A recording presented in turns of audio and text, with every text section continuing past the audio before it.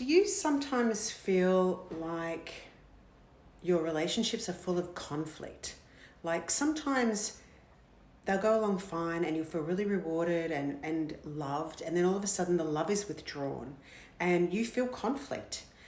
And that feeling of conflict, you may very well accept, because I know that I did. For the first 37 years of my life, I actually thought that the way I was in a relationship was just how it was. I had no I had no concept that there was another way to be in a relationship. I met my emotional needs often through conflict.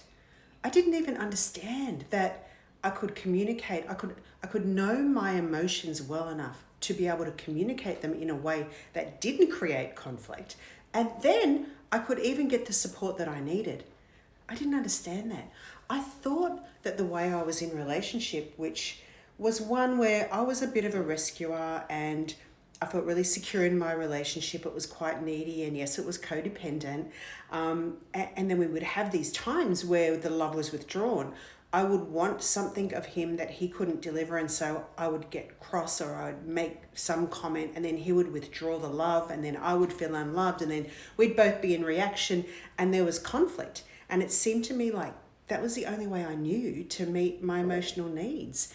Even when I had a new partner, I remember feeling resentful, and I was just like rah rah rah at him, and he just stood back and said to me, I can't help you if you're going to have a go at me. Like, if you're going to persecute me or yell at me and speak to me like that, how can I support you? And I was like, wow, nobody had ever taught me that. Nobody had taught me that the way I was dealing with my emotional needs was actually pushing away the very thing that I wanted. I want my partner to love me and support me. I want my partner to help me feel emotionally safe. I want them to help me work out whatever it is I'm feeling so that I can come back to feeling harmonious and loved. I want to be able to communicate that. And yet nothing I did created that. Like, it was such a no-brainer, and yet I just didn't know.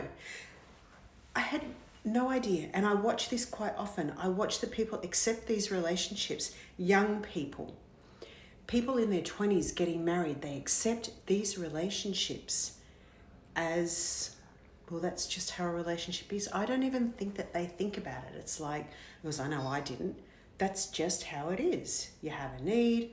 You don't even think that you have a need. You're just all the time in reaction. I'd really love this to land on you, because it's not just our intimate relationships that this happens in. It's in every relationship that we have. It's in the relationship that we have with ourselves, the relationship that we have with our environment.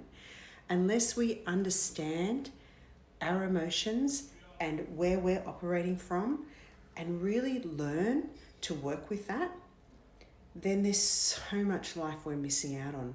There's so much life we're engaging in a much less than optimal way. So the difference between the two relationships, in one, I go outside of myself to get my emotional needs met. Every time I feel something, I'm looking externally for validation, for some sort of satisfaction, for some sort of fulfillment, for some sort of fix me up. I go into my head, I try to work it out, and the whole time I'm actually separating myself from the very place that has the solutions and the feelings that I need to feel that heal the feelings that I'm experiencing in this moment. We often try to heal our feelings with our thinking. We often try to heal our feelings and make ourselves feel better from external sources. I think it's pretty obvious, and maybe this is just me, but they're our feelings. They're inside our body. You can't feel with your thoughts or your thinking. So while your mindset is going to help you, it's not going to completely transform the feeling process or the engagement that you have with your emotional world. Only working with your emotional world will improve the engagement that you have with your emotional world. When you're in another kind of relationship, That kind of relationship is not about getting your needs met outside. It's not about setting up these dynamics that can make you feel okay about yourself. It's not about controlling another person to make yourself feel okay. It's not about judging another person to make yourself feel okay. It's not about rescuing another person and meeting all their needs so that they love you, so that you feel okay. It starts from a place where you know the power that you have inside of you. You love and you feel love as a natural way to live. And because you know yourself so well, you don't have to require things of other people. You actually have the ability to communicate what it is that disturbs the feelings inside your body. Like, what is it that you really want? How can I express that in a way that I'm owning that feeling and I'm actually finding a solution with somebody else so that it doesn't create conflict and so that I don't persecute them and blame them?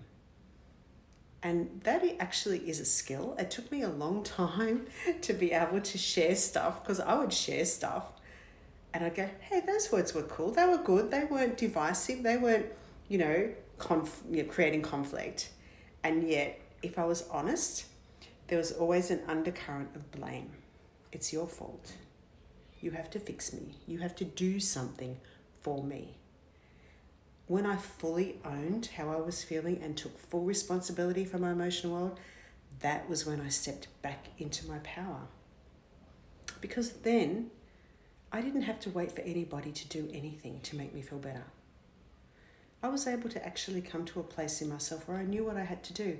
And that doesn't mean I have to be alone. It doesn't mean I have to operate as an island. It just means that I can communicate what I need and I can ask people for that in a healthy way. So the other kind of relationship is one where you're not making them be something so that you feel okay. You're not creating conflict to meet your emotional needs. It's where you understand yourself well enough to meet your own emotional needs. You have a set of protocols, if you like, so that you can engage with your emotional world in a healthy and empowering way. And then that other person comes in, and so the relationship that you have creates deep fulfillment and this beautiful connection of emotional safety. And isn't that what we really want? So I hope that if you haven't had these thoughts before, you can consider these thoughts. Just reflect on them a little bit. Just mull them over. Because for me, learning that there was another way to be in a relationship at the age of 37 was life-changing. I hope you have a beautiful day today. Sending you love.